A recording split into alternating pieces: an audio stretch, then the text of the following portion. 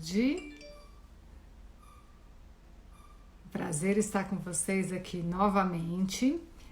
Para quem não me conhece ainda, eu sou Lissa Carmona, eu sou sócia e curadora da ETEL, trabalho com design, sou uma especialista de design e fico muito feliz com o convite do Iguatemi para trazer para vocês aqui nesse programa super interessante, super bacana que o Iguatemi trouxe durante esse momento delicado do hashtag Iguatemi com você, para a gente contar um pouquinho sempre das histórias do design brasileiro, dos bastidores, e no início muito focado esse novo mundo que a gente está vivendo, e agora cada vez mais a gente trazer a história e o legado dos grandes autores do design brasileiro, sejam eles modernistas, sejam eles do passado ou sejam eles contemporâneos do nosso tempo, do tempo presente.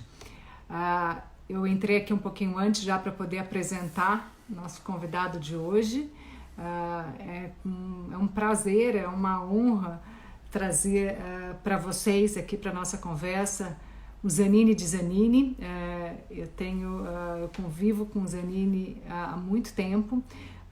Tenho um carinho enorme por ele, tenho uma admiração muito grande pelo trabalho dele e tenho uma paixão pelo trabalho do seu pai, pelo legado de Zanini Caldas, que é uma história fantástica para mim.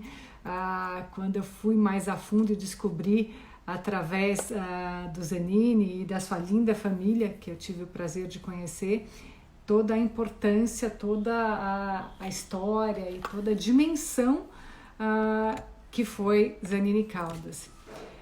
O Zanini é o filho caçula do Zanini Caldas, é responsável, é um grande designer brasileiro contemporâneo, premiado aqui no Brasil e fora, foi eleito designer do ano em 2015 pela Maison Objet, tem peças expostas no mundo todo, tem um trabalho primoroso, muito importante de design contemporâneo. Obrigada, Regina. Boa tarde para você. Fico muito feliz com o seu comentário aqui.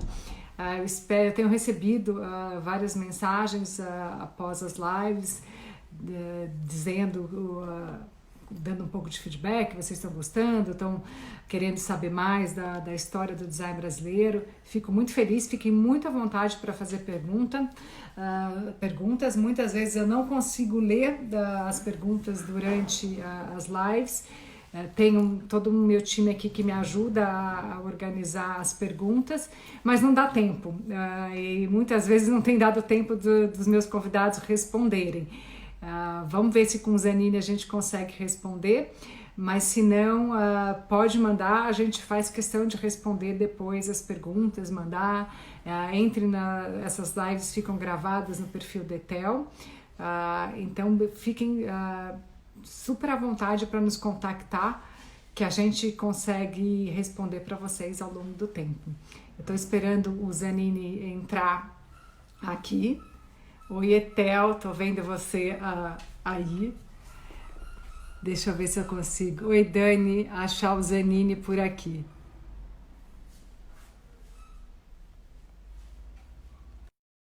O Zanini também é super pontual. Oi, Pri, lá de Nova York, nos acompanhando aqui. Um prazer ter você aqui conosco, Pri. Estou esperando o Zanini entrar. Zanini, tudo bom? Elissa, tudo bom? Espero que vocês estejam ótimo, bem por aí. Tudo jóia nesse mundo maluco, né, Zanini? Bom te ver, assim, pelo menos virtualmente, né? Pois é, o lugar onde a gente está aqui não tem internet tão boa, então fica um pouco oscilando aqui. Mas tem tempo que a gente não se fala. Você está no Rio ou você está em Belo Horizonte? A gente está em Belo Horizonte desde o começo da pandemia e é resolvendo bastante coisa daqui, enfim. Gostoso também fugir um pouco, né, Zanini? Dar uma mudada, assim, ter companhia. Você e a Marcela aí estão protegidos em BH, né? Pois é, a gente está aqui no momento um pouco mais recluso, mas movimentando e resolvendo as coisas também. Muito. Zanini, primeira coisa, super obrigada. Acho que a gente não se vê há um tempinho. Se eu não me engano, a última vez que a gente se viu foi na exposição maravilhosa do seu pai no Rio, não foi? Foi, no MAN. Eu acho que foi. Obrigado a vocês pela oportunidade. Quanto que foi mesmo essa exposição? Só para me lembrar, agora fiquei curiosa. Faz tempo, acho. Foi final, segundo semestre do ano passado. Foi final do ano, exatamente. Foi Foi. acho que novembro, não foi?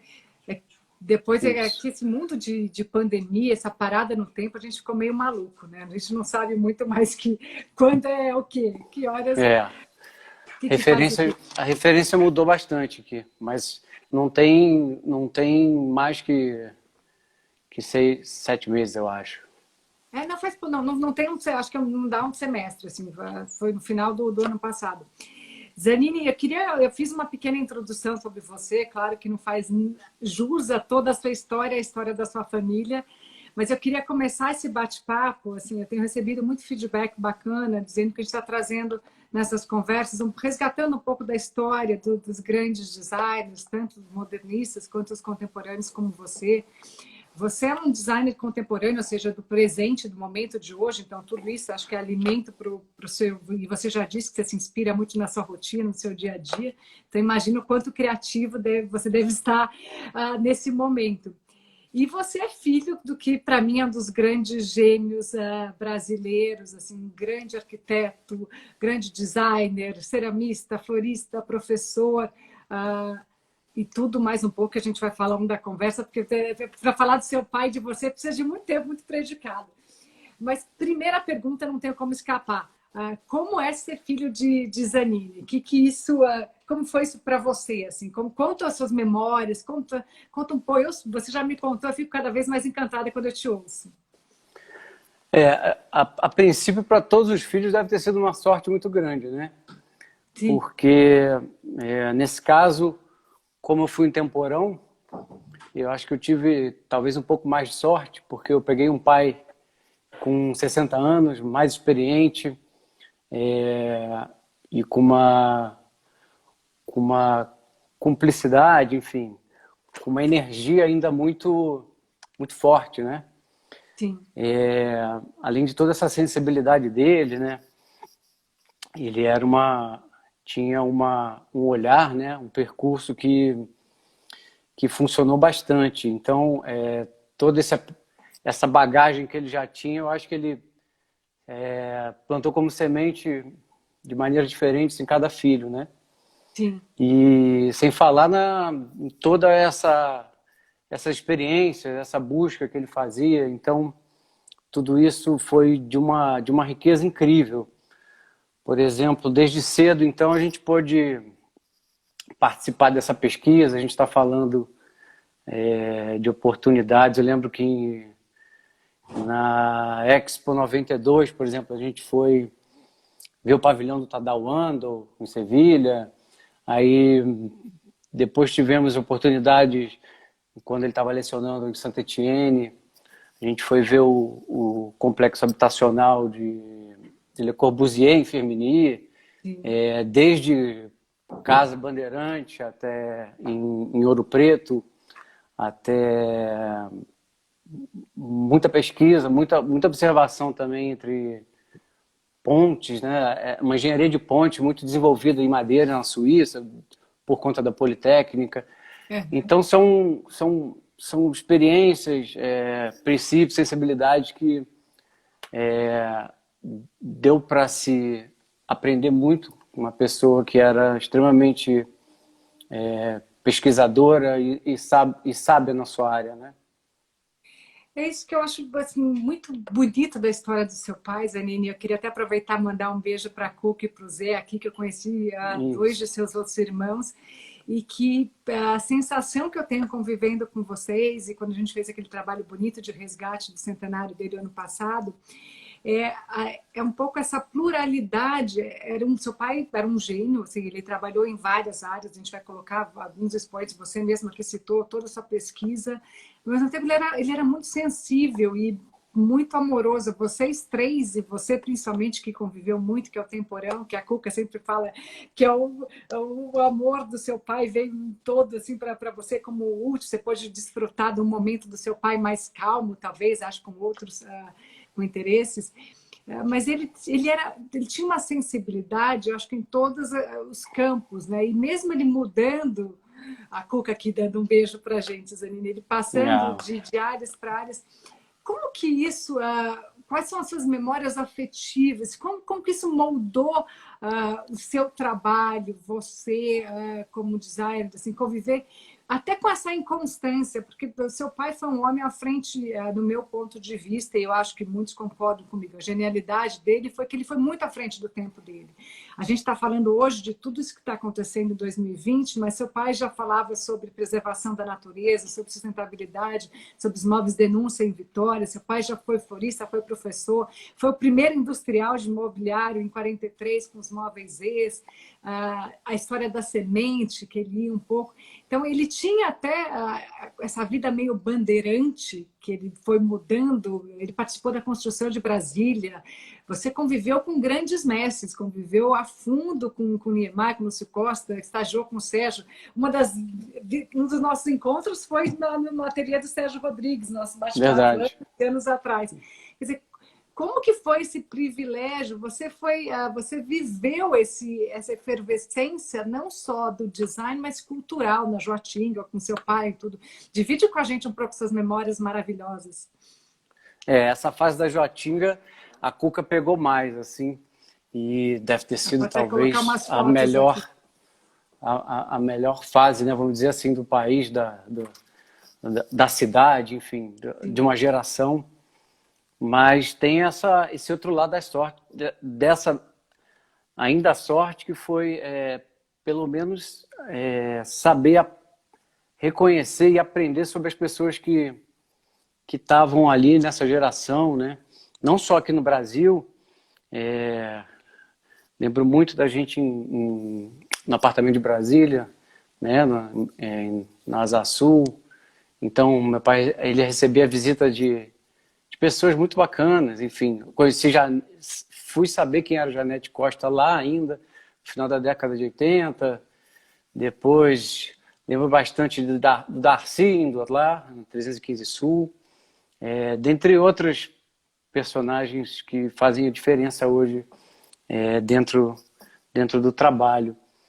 Mas eu acho que o que fica, na verdade, eu acho que essa capacidade que ele tinha de enxergar as riquezas, né, do país e de entender e traduzir isso da cultura, né, como você mesmo mencionou, diferentes fases nele, né, como a fase do mobiliário, a fase da arquitetura e essa valorização de vários aspectos, né, não só da miscigenação, mas da geografia do país, da flora, enfim, tudo isso se traduzia e se traduziu e ficou como legado em diferentes áreas, né?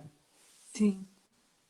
Você uma vez falou que um dos grandes legados do seu pai era essa arquitetura genuína e provavelmente uma das mais genuínas brasileiras, quer dizer, seu pai transformava materiais, hoje a gente fala de reciclagem, materiais de demolição, e ele transformava essa arquitetura vernacular muito própria dele, né? A gente pode dizer assim, até tem algumas coisas da arquitetura japonesa, tem outras, até pelo esse contato com a terra, mas pela própria bagagem que ele tinha, essa proximidade que eu sinto que ele tinha com a terra, com os artesãos, essa sensibilidade, ele fez uma arquitetura muito particular, né? E muito, de novo, à frente. Demorou muito tempo para se entender.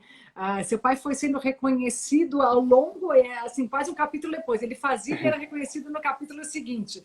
Batalhou para que foi reconhecido, assim, provavelmente um dos maiores reconhecimentos dele veio da França, em 90, acho que você estava lá com ele, você que me contou isso, na exposição do Museu Decorativo do Louvre, e com a medalha francesa.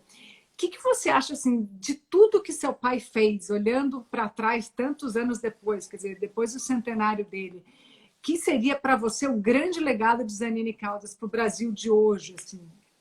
Para mim é difícil resumir, porque são tantos, mas você como filho, como estudioso, responsável pelo legado dele, o que você acha?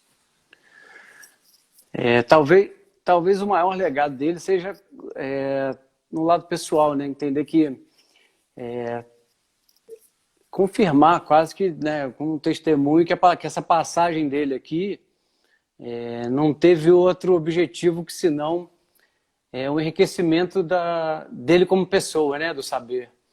Sim. Mas voltado para a obra, eu acho que o que talvez seja mais importante seja essa estrutura profissional dele, essa estrutura de toda a sua obra vinculada ao artesão, né? Não só na arquitetura, onde você consegue perceber e entender muito né, da riqueza do artesão nos detalhes, assim como no mobiliário. A gente está falando aí do mobiliário da parte mais artesanal, né?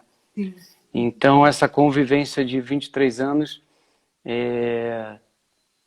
permite hoje analisar que esse maior legado que ele tenha deixado tenha sido esse entendimento de que o percurso se faz na riqueza, né, do aprimoramento, né, do desfrute do crescimento como saber, né? Sim. Para mim, assim, uma das mensagens muito bonitas e muito pertinentes para hoje, até teve um comentário aqui, sim, seu pai foi bastante reconhecido, foi reconhecido pelo IAB aqui no Brasil também.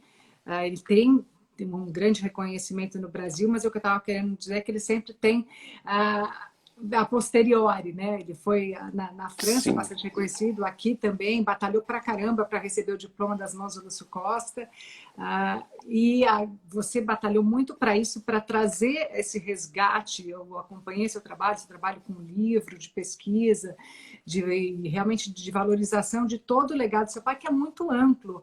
Ele foi professor em Brasília, né? Foi professor, acho que no Rio também, se eu não me engano, agora eu não me recordo bem. Em São Paulo, na Em FAO. São Paulo, exatamente, aqui na FAO, com um ateliê de maquetes. E esse percurso, quer dizer, você e a Cuca me contando muito, quer dizer, o saber dele e essa valorização do saber em todos os seus aspectos, que eu concordo com você e reforço que é um dos grandes legados do seu pai. Ele não foi só um arquiteto, só um designer, só industrial. Ele trabalhou com as folhas secas, com as flores. Ele foi um exímio construtor de maquetes. Depois, observando os artesãos lá em Nova Viçosa para os móveis denúncias, que são esses como aqui, quer dizer, com esses móveis maravilhosos. Ele foi artista, as esculturas. Tem até uma foto linda de uma escultura que vocês resgataram há pouco tempo. Vou ver se eu acho ela aqui para a gente colocar.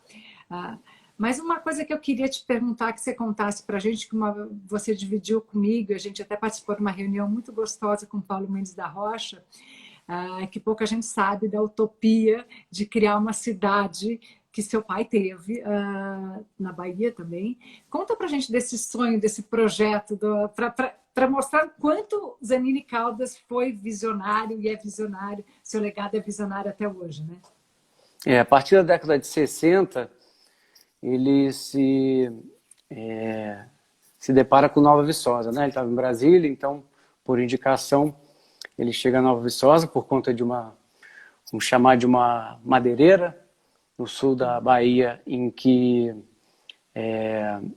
era muito ativa, no caso, e onde ele chega com intenção de reaproveitamento, de transformar os dejetos dessa madeireira em imobiliário, enfim, dar continuidade à matéria-prima muito boa que era descartada nessa região. Então ele começa de uma forma a explorar o local, né? Nova Viçosa era um lugar, ainda é um lugar muito pequeno, vamos dizer assim, uma cidade do litoral baiano ali que desemboca o rio também. Uhum. E ele estruturou um ateliê, estruturou uma produção intensa de imobiliário, uma produção intensa de projetos pré-fabricados e desfrutou, né, de uma forma muito abundante e versátil essa região. Ele conseguiu uma produção durante até, vamos chamar, começo da década de 80 lá, E ele fez um plano, né? Um plano junto à prefeitura, assim, que consistia numa cidade onde a ideia era ter uma universidade de arquitetura e arte, onde ele chegou a fazer um plano piloto com um condomínio onde as pessoas não teriam acesso à propriedade, mas sim uma concessão aos espaços, aos lotes, com horta comunitária, enfim, uma série de ideias, vamos dizer assim, bem atuais. Bem vanguardistas, né? Para a década de 70, assim, 70. e que chegou a atrair bastante gente da área, né, da área das artes, da arquitetura, e que por alguns empecilhos, imagino eu, de dificuldade em vários aspectos, fez com que isso fosse perdendo força. Mas existiu-se uma planta, enfim, tem uma série de documentos que, até mesmo na pesquisa feita do livro que você mencionou, a pesquisa capitaneada pela Schiavo, pela Amanda, com a ajuda da Oren Company, ajuda da Etel Design, ajuda do editor Olhares, enfim, se concretizou. Não, o livro é esse daqui. Para quem está nos assistindo, é maravilhoso. Está aqui na minha frente. Sou apaixonada pela história e por esse livro, por ter vivido a construção. Mas essa utopia dessa cidade foi um dos projetos que, além de todos os demais que me emocionaram, essa me emocionou mais. Ainda mais pensando durante esse tempo que a gente está mais reflexivo, mais pensativo por conta da pandemia. É muito interessante pensar assim, teria que dar certo, era perfeito para hoje, né? Essa união dos saberes, os saberes de humanidades, então de arte, arquitetura, filosofia. Eu lembro a gente conversando com o Paulo, ele falando com o Paulo Mendes da Rocha, grande arquiteto, dispensa apresentações, ele falando para nós dois do seu pai, do quanto assim foi visionário. Imagina uma cidade hoje onde teria horta comunitária, seria sustentável, autossustentável, né? Com tudo. É o que o mundo está clamando. Fora isso, você como filho, como arquiteto, como designer, perdão, como responsável pelo legado e como você também trabalha com arquitetura, o que você acha? Quais são os sonhos do seu pai que ele teria, que não foi realizado? O que você imagina assim? Porque seu pai escreveu um texto lindo, que é as visões dele mesmo, que ele diz que ele continua, que a vida dele, que ele continua presente nas coisas aqui. Além dessa cidade, dessa utopia, o que você, como filho e como designer?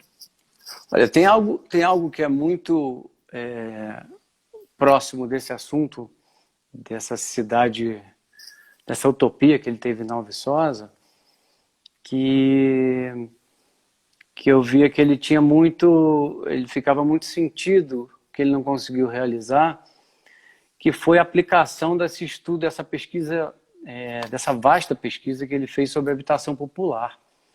Eu lembro que no caso quer dizer, essa pesquisa, ela fluiu muito, enfim, eles chegaram a desenvolver cartilhas, né?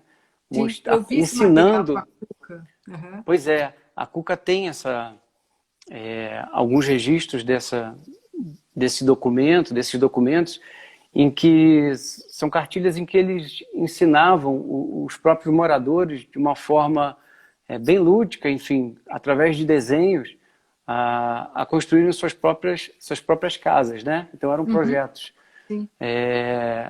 populares, e eu lembro que junto ao envolvimento dele lá com a Politécnica da Suíça, de Lausanne, ele, no começo da década de 90, ele conseguiu uma verba para 1.000 habitações desse projeto para o estado do Rio de Janeiro.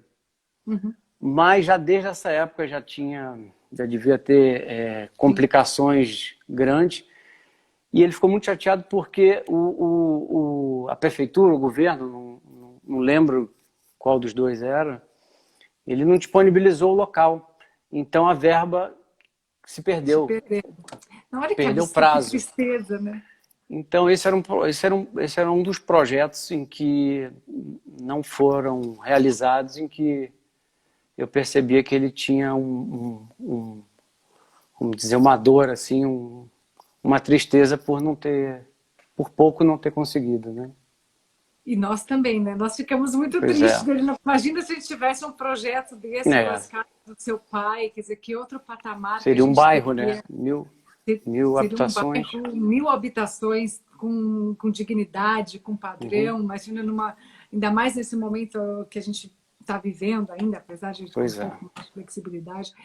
Ah, que pena, assim, tomara que isso continue vivo em nós todos, especialmente em você, como sonho, para que a gente, dessas frustrações que todo mundo está colocando, isso aqui é frustrante, a Rita, que a arquiteta que trabalhou no projeto, que a gente se alimente disso para poder ir à frente, para não desistir. Zanine, eu queria falar de você agora, eu queria falar do seu trabalho, que é lindo, que eu também acompanho, você tem um trabalho incrível, muito ligado à madeira. Você foi premiada em 2015 como design do ano, você trabalha com outros materiais, mas bastante ligado à madeira também. E você tem uma proximidade muito interessante com a arte, que seu pai também tinha, mas eu vejo você em outra dimensão, numa outra, muito diferente até do seu pai. Queria que você contasse um pouco qual que é o seu processo criativo, o que te inspira, toda essa sua vivência, porque além de ser filho do seu pai, ter vivido o legado, você é responsável pela manutenção do legado dele, você conviveu nesse melhor, que a gente pode colocar como um momento áureo do design da arquitetura brasileira. Você viveu o Rio de Janeiro, viveu na França com seu pai, viveu o Politécnico da Suíça, como você mesmo disse. O que isso trouxe para o seu trabalho? E conta um pouquinho de você como designer. E para onde estão sendo seus caminhos? Porque eu sei que você está cada vez mais ligado para a arte, você também fez projetos de arquitetura. Conta um pouco para a gente. Essa convivência foram 23 anos, né? Quando ele faleceu em 2001. Tinha 23 anos, foi uma convivência de fato muito, muito intensa, né? E a sensação é que eu comecei a estudar essa área desde os 4 anos, porque são minhas primeiras memórias, enfim.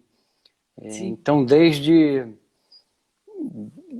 informações, quando ele me colocava para repassar, né, no papel manteiga, as plantas, enfim, os cortes de terreno, até, enfim, desde montagem de exposições, enfim, até esse aprendizado de reconhecer outras linguagens, né, outras linguagens e outros artistas, também sobressaem como informação muito forte. Agora, tem um aspecto muito grande no trabalho dele, que é essa capacidade de liberdade, né, que ele explorou em diversas áreas, como você mesmo disse. E eu acho que essa liberdade é que é a grande caminho do processo criativo. Sim. Então, o trabalho se resume em um lado mais artesanal, né? Outro lado bem industrial, lados de reconhecer espaços, enfim, de explorar também as artes, né? De forma de esculturas, de desenhos. Ultimamente eu tenho me permitido pintar também, já tenho 2 anos. É mesmo? Eu sabia, essa novidade então, até para mim, que legal. Para mim também. Então, é um tipo de permissão e de liberdade que eu aprendi a ter com ele. Sim. Então, são percursos em que a gente tenta, né, manter essa tradição, né, essa transferência de costume. Sim. E com o maior orgulho tendo referências, tendo um DNA que a gente considera, que eu considero que tem a ver com os princípios que eu aprendi com ele. Bonita essa história que se repete, com seu pai dizer que ele aprendeu, que ele teve os melhores professores, né? Ele aprendeu arquitetura com os grandes mestres. Foi. E você teve o privilégio de ter um mestre que foi seu pai. Você começou a escola com 4 anos de idade, como você mesmo disse, né? Pois é. A sua irmã lado... dizendo aqui que você puxou seu pai. né, eu acho que todos nós puxamos. O bacana é que cada irmão, né, pegou uma fase dele, né, vamos dizer assim, Sim. cada filho. Então isso se reflete de uma forma muito interessante nos irmãos. A gente teve um irmão que chamava João, né, ele era estilista, É então mesmo? também estava nessa área, nesse universo. Ele faleceu na década de 80, Sim, mas tinha esse viés também, então já um outro reflexo do pai, né, sim. que pegou outro rumo. Então cada filho tem uma característica interessante daquela personalidade, que era uma pessoa muito forte, né? Enfim, era uma pessoa muito confiante, vamos dizer assim. É muito livre, né, Zanini? O que eu vejo muito assim, essa liberdade do que seu pai tinha e muito seguro, porque ele terminava uma fase e começava outra. Quando a gente fala da industrialização dele, foi na década, pouco a gente sabe, foi na década de 40. Ele foi pioneiro, foi 43. Depois ele vai para o Rio, assim, para arquitetura. Ele cria um bairro, ele cria um ambiente, cria uma nova arquitetura na Joatinga que não existia aquele lugar mais difícil. E ele tinha certeza que ele podia fazer, fazia bem feito, e levou tanta gente para lá, né? O que Joatinga ficou famosa, de tantos artistas, foi homenageado por músicos, a gente separando as citações dos próprios grandes arquitetos, óbvio, mas do Tom Jobim, do Vinícius, da Florinda Bolca, do seu pai, a Déia, a Cuca me contando como era a agitação de Joatinga. Depois ele vai para Nova Viçosa, quer dizer, tem a audácia, a utopia de criar uma cidade. No meio do caminho ele ainda foi professor, ele foi ceramista, ele foi florista. Quer dizer, essas fases todas, eu fico muito impressionada. Assim, a história do seu pai me emociona muito, me emociona conhecer você, conhecer o seu trabalho, que essa liberdade, essa audácia que precisa ter, acho que sem um pouco de rebeldia, né, de arte, a gente não constrói coisas diferentes. Seu pai construiu um Brasil diferente. Se a gente vai, esse trabalho meio bandeirante dele, que eu brinco, porque quando eu comecei a estudar, seu pai tinha que montar um mapa do Brasil e colocando assim, então era São Paulo, era Brasília, era Goiânia, depois era Bahia, depois era Rio de novo, e para onde ele foi passando e o legado que ele foi deixando, né? Você nasceu no Rio, certo? Quase que quase Por não, por acaso. obrigação, porque meus pais, minha mãe, a Fernanda estava nessa década em Nova Viçosa já, mas a gente teve que ir para o Rio porque Nova Viçosa não tinha um posto de saúde. Então, eu literalmente nasci no Rio e voltei com poucos dias para Brasília. Mas o que é muito impressionante é a intensidade dessas fases, né, Lissa? Porque tem muita gente que não sabe, mas ele começou a praticar arquitetura com 50 anos. Então, você Pois é, imagina a intensidade, assim como o mobiliário, né? Foi uma fase sim. curta da industrial. Esse mobiliário que, inclusive, a gente, quer Vou dizer, a colocar família umas fotos aqui. tem, a, tem o prazer de dividir com vocês, de vocês editarem o mobiliário da década de final, vamos dizer, 40 e 50, que a fase de São José dos Campos foi uma fase muito curta, né? E a intensidade, o leque, a diversidade de opções da fábrica era muito grande. Então, todas essas abordagens do trabalho dele, cada uma teve uma intensidade que eu acho que é a grande característica do trabalho dele. Como você falou mesmo, essa coragem, eu acho que isso é atrevimento, né? Ele era uma pessoa Bem atrevida, bem sem dúvida. atrevida. Eu fico realmente impressionada com essa profundidade e intensidade. Em tão pouco tempo, o que ele fez com o mobiliário industrial. Se você olhar essa cadeira que está aqui na foto, ela é de 1940 e poucos. Quer dizer, ele foi realmente pioneiro na industrialização. Depois você passou, foi para Brasília, foi para o Rio, foi para arquitetura, aí volta para fazer os móveis de Nova Viçosa, que muita gente acha que é antes, mas é depois. Todas as fases dele, assim, aí quando a gente está falando da França, está falando em 90. Então, isso realmente, assim, por isso, considerado não à toa e com muito merecimento um gênio brasileiro. Acho que essa genialidade que ele teve em todos os campos que ele atuou, só de maquete, acho que foram 900 ou 1.000 maquetes, né? Um número absurdo, não é assim? Enorme. Pois é, foi uma grande parcela das edificações modernistas, né? Então, Sim. foi uma fase da oficina de maquetes que ele estruturou, que também a intensidade da produção das maquetes para os outros, para os grandes arquitetos, também foi impressionante. Muito. Não, e dito por grandes arquitetos, essa genialidade dele, quer dizer, essa intensidade com perfeição, é muito impressionante. Mas eu queria ver, eu escutei, eu guardei na minha memória uma definição que você colocou há tempos atrás, mas que é tão pertinente hoje, que para você design nada mais é do que a união da arte com tecnologia em favor, em prol do ser humano. Você continua pensando assim? O que é design para você, Zanini, com toda essa bagagem que você tem?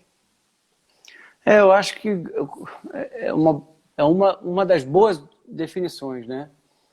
Porque é engraçado, quer dizer, é curioso, porque essa área que a gente fomenta e que a gente pesquisa nada mais é do que voltada para a arte, para a cultura, né? Quer dizer, eu me alimento de arte para criar, né? Assim como outros canais, assim como meu pai também, para criar essa linha da década de 40, 50, da qual a Etel redita. E isso gera uma cadeia, né, que no final das contas que gera emprego, que está ligado à tecnologia, que está ligado à produção em massa, mas que nada mais é alimentada pela arte, né? Sim. Então, esse casamento da arte e tecnologia é uma espinha dorsal muito forte na nossa área, né? Na área do desenho industrial. Muito, eu acho que o design é arte com regras, né? A arte seria design sem regras.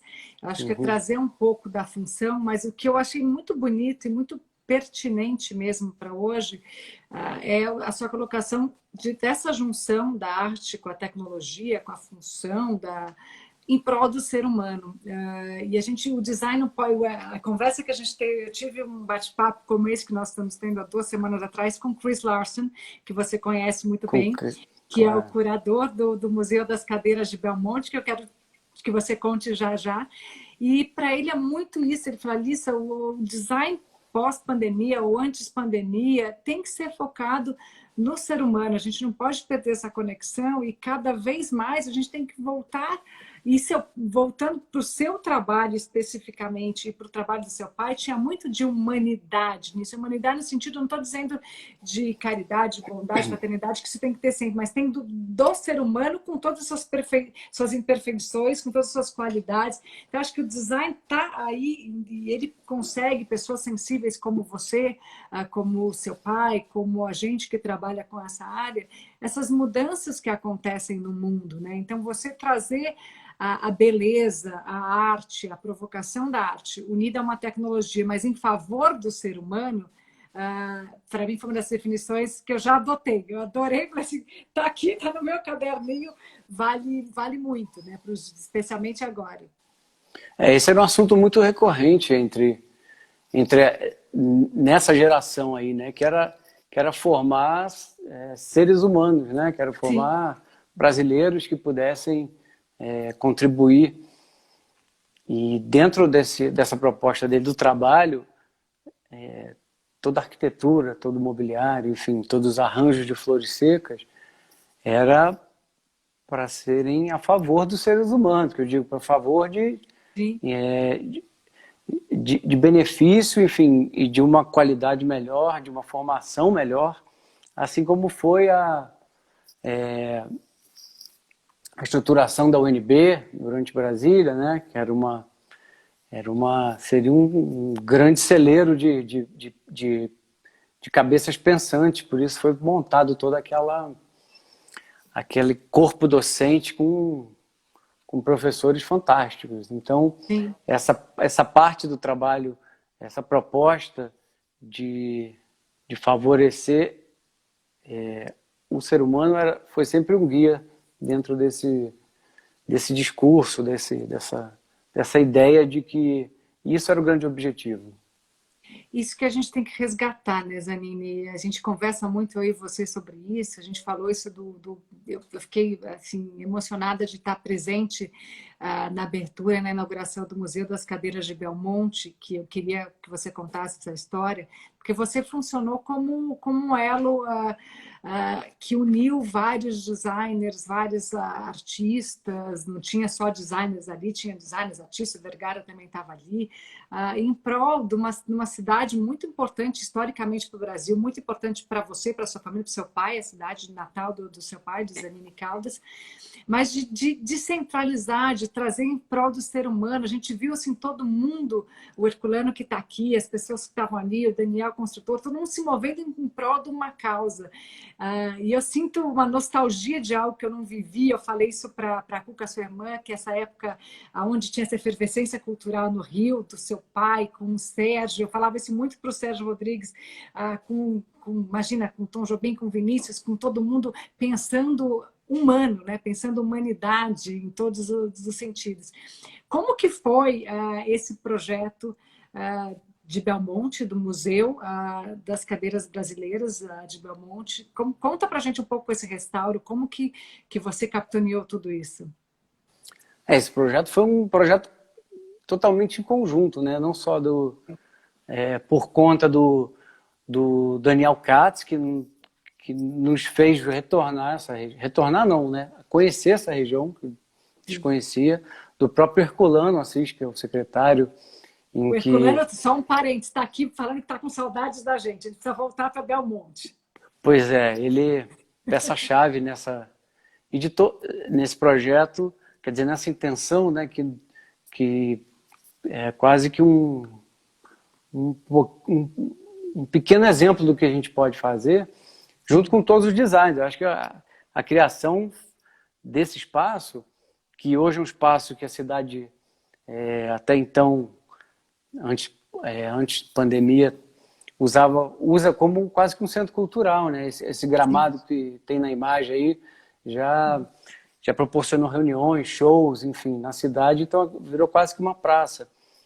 E com a colaboração de todos os designers. Então, eu acho que é uma semente, um exemplo do que um pouco de dedicação, tempo, boa vontade pode acrescentar, pode trazer como informação boa, um movimento bom para uma cidade no sul da Bahia, muito pouco falada, mas que tem uma riqueza não só em termos de brasilidade, mas em todos os aspectos culturais, enfim, musicais, religiosos, que o Brasil proporciona em cada pequena fração do seu território, né?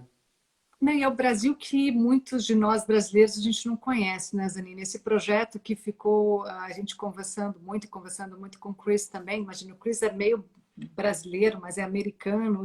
Para ele tocou muito, porque esse orgulho, esse ufanismo brasileiro que às vezes a gente daqui esquece um pouco. Quer dizer, a beleza natural que tem Belmonte, o que você possibilitou com esse projeto, que foi várias mãos, quer dizer, todo mundo cedeu, todo mundo contribuiu um pouquinho, trouxe um resgate histórico de uma cidade que teve uma importância muito forte historicamente. É a segunda cidade mais rica da Bahia, né? Exatamente. Ninguém sabe disso. A importância do delta do rio, aí depois o resgate do artesanato, de lá das tradições brasileiras, como a dona Dagmar com os vasos que aqui estão colocando, a música, por exemplo, da banda. Então, isso, é unir um pouco de cada coisa do Brasil com uma ação que uniu São Paulo, Rio de Janeiro, Belo, Minas Gerais para lá, uniu a cidade de novo, trouxe um centro cultural do belo, do design, quer dizer, e do democrático, é aberto ao povo, todo mundo está usando e tem que usar, tem que sentar, tem que fazer, isso pertence. Então, ações como essas, assim, eu realmente fiquei tocada, emocionada com esse projeto, da amplitude, parece pequeno, quando a gente fala, um museu de cadeiras brasileiras numa cidade pequena no sul da Bahia, Belmonte. Se você olhar um pouquinho mais com carinho e com precisão a fundo, ele é de uma dimensão do tamanho do Brasil. É gigante. O acervo doado pelos designers podia estar no acervo de qualquer museu do mundo. São Paulo riqueza... não tem, por exemplo. A gente não tem no Brasil um outro museu das cadeiras que não é em Belmonte. Tem no Rio, mas vamos falar, em Belo Horizonte também tem. Porém, não tem, não só de cadeiras. Mas, enfim, de cadeiras a gente não realmente, com esse propósito, não. Mas o que é bacana é que é justamente isso que você falou, juntar no mesmo espaço linguagens diferentes, né? Designers, trabalhos de diferentes regiões. Então, isso que era a grande intenção do projeto, enfim. Não, muito lindo. Olha, a gente está quase caminhando aqui para o final, mas eu queria, continuando em Belmonte, que você conte um pouco de um outro projeto de Belmonte. Não sei se vai dar para ver a casa toda aqui, mas como que está essa sua ideia do Museu Zanini Caldas? O que você pode contar para a gente dos seus próximos projetos do futuro?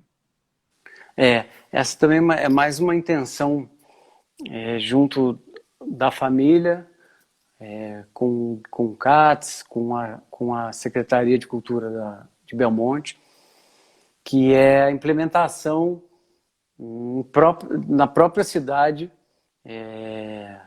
na casa, né, em que foi da família, dos meus avós, dos meus bisavós, a implementação de um acervo, né, do museu que possa levar não só a cidade, né, a riqueza que comporta a cidade, para o mundo, para o Brasil, quer dizer, que seja uma fonte de pesquisa, mas que possa levar também essa obra, esse histórico, esse registro do trabalho dele dentro da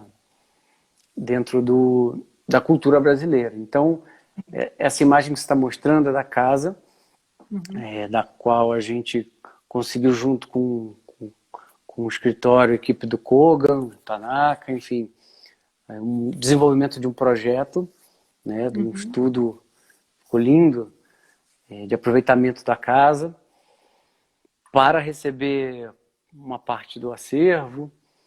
E agora a gente está num processo, quer dizer, de burocracia, de envolvimento, que são processos que são de médio prazo, assim. Sim.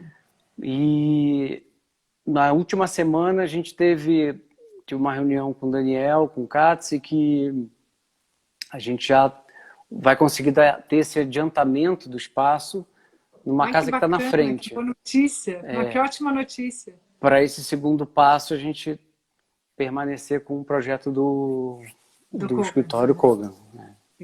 Não, isso vai ser incrível, assim, essa descentralização da cultura, eu acho muito importante. E a gente tentar ir a fundo assim, nas raízes, nas origens do Brasil, quer dizer, Belmonte, eu convido aqui a todos que estamos assistindo a pesquisar um pouco, a olhar as imagens, quer dizer, é muito bonito. Eu voltei de lá falando para o Zanini que eu queria uma casinha lá, que eu queria montar um outpost de hotel para lá, porque é tão rico em termos culturais de Brasil e belíssimo em termos naturais, é impressionante. Então, a gente vai ter 2 museus importantes em Belmonte, o Museu das Cadeiras, continua lá, com esse projeto lindo que a gente viu aqui, a foto, não vai cortar, porque no Instagram corta, enfim, na live, e um projeto que eu fiquei muito feliz dessa ponte, de trazer, unir um arquiteto contemporâneo de uma qualidade ímpar como o Márcio Kogan, com vocês, com a sua família, para trazer o acervo ligado do seu pai na cidade natal dele. Então, essa conexão São Paulo, Belmonte, quer dizer, essa descentralização da cultura, da arquitetura é muito bacana. Eu fico muito feliz que tá avançando esse projeto, Zanini, que ótimo. Então, você acha que daqui quanto, que para um médio prazo de uns 2 anos, assim? Eu acho que seria um tempo mais coerente, porque envolve muita coisa, né? Então, Sim. e de esforços quase que independentes, né? Sim, com certeza. Me conta uma coisa para a gente terminar aqui. E você, e os seus projetos? Além de você pintar, que essa é novidade para mim, eu sei que você vai muito para a parte das artes, mas da escultura, da madeira, mas a parte da pintura eu não sabia. Novidade. O que você está pensando de projeto? Como que você usou esse momento diferente para sua criatividade? Conta para a gente aqui. Eu acho que teve grande aproveitamento, né? Apesar de todas as dores mundiais, mas eu estava lendo um ponderamento interessante, que os artistas já convivem, né? Já vivem numa quarentena, então isso talvez tenha só intensificado mais. Então foram Sim. diferentes áreas que foram produtivas e que a gente, né, acabou que a gente teve mais tempo para ficar debruçado em oportunidades enfim, de ideias, de projetos industriais, projetos de arte, em diferentes momentos e características que a gente conseguiu intensificar agora nesse período. O que a gente pode esperar já para o segundo semestre, novidades do seu lado? Assim, a gente tem bastante coisa em relação a diferentes áreas, como eu estava falando. Então, tem coisas que vão ser apresentadas na parte industrial, coisas na parte do mobiliário artesanal. No começo do ano que vem a gente faz uma apresentação junto com o pessoal da Aring Company. Sim, nos Estes de No Nova York. mobiliário mais voltado para peças maciças, únicas, enfim. Assim como trabalhos também voltados para espaços, né? Sim. Para Que outra bacana. escala. Estou te provocando aqui, estou te cutucando só porque eu estou curiosa, que eu sei que você é tão plural, Zanini, você produz tanto e quanto mais incentivo do externo, quer dizer, você uma vez me contou que você se inspira com a sua rotina, com o mundo, com as coisas que você vê, e o mundo está tão chacoalhado, para dizer o mínimo, né? Então, imagino que, e eu tenho convivido com muitos artistas, é uma ebulição, então eu imagino que seu processo criativo esteja em ebulição também, ainda mais na linda Belo Horizonte, que é uma das cidades que eu acho tão linda. É diferente do Rio de Janeiro, da beleza natural, mas a beleza arquitetônica que a gente tem em Minas, em Tão BH é lindo muito quanto, bacana. Tão lindo verdade. quanto. Cada cidade tem a sua beleza. Mas adorei mesmo. Obrigada, estava com saudade de vocês. Obrigada pela oportunidade. Acho que foi um bate-papo delicioso. A gente poderia ficar horas aqui puxando histórias da sua família. Queria deixar um beijo grande para a Cuca e para o Zé também, que estão aqui. O Eliseu está te mandando um beijo de Nova York, o pessoal de Nova York, de Lisboa, que está nos assistindo. Foi um prazer, Zanini. Obrigada de coração. Espero que a gente se reencontre pessoalmente em breve.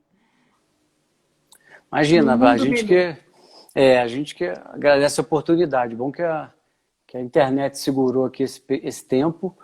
E só recolocar, também agradecer esse trabalho que vocês fazem com a ETEL, que nada mais é do que um registro da cultura brasileira, né? Tem esse leque de trabalhos, de legados, de nomes no mobiliário tão importante e que acaba que vira uma grande embaixada do Brasil para o mundo, né? Eu que agradeço a oportunidade de falar sempre sobre a obra, sobre a admiração do trabalho do Zaninão, e a gente está aqui para cada vez mais trazer informação sobre essa rica obra que ele deixou para a gente.